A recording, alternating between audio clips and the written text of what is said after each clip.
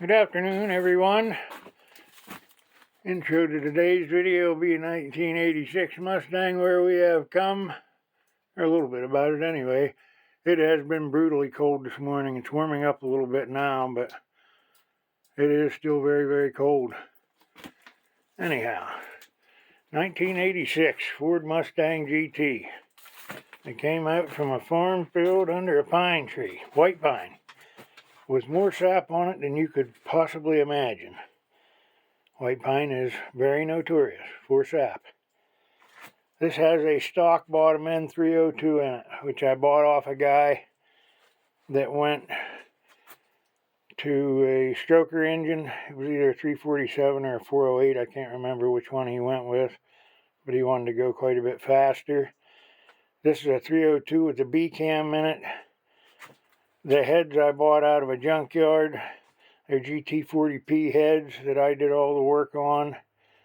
Put valve springs and everything in it and did the valve work and opened them up a bit. I put a Parker intake on it. It's the big one. I got an HVH on it, which it hasn't really liked it yet. I think it's a timing problem, and I'm having problems with that distributor. I have to look into that a little more.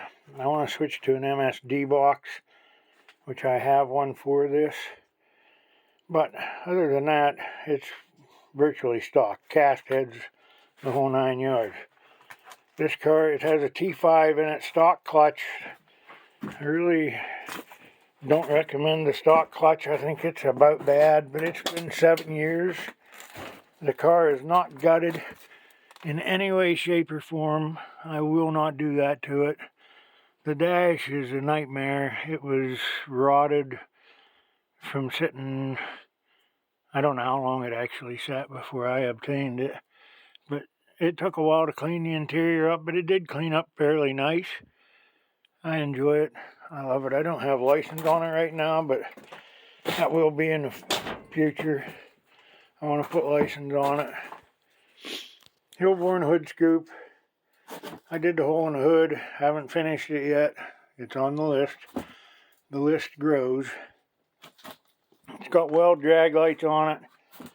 I have been running drag radials, Mickey Thompson's, and banging gears. I do have a set of slicks that my son bought. We haven't run them yet, and we might try them this year. It's hard getting off the line. My best 60 foot's like a 1.9, and from what I hear, that is real bad. But fun car. We've had a lot of fun with it. I can't wait for the year to start, really. I'm going to put 450, either 456s or 430s in that rear end right there, because it's got disc brakes on it already. Now a little bit more about my 68. This 68, I love it, number one. And I want to keep it very streetable and very, very nice to drive. It's got a 289 in it. I told you that. I want to have a mid-12 pass out of this car, real bad.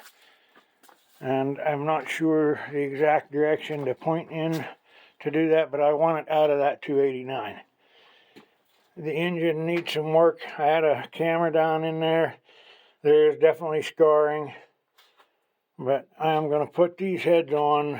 I told you that in yesterday's video. I'm working on these heads. It's a slow process because it's so cold, and I just don't have good heating in here. But I really want a mid-12 pass out of this car, this motor.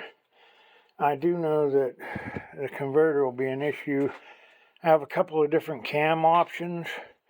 I have a real nice intake for it.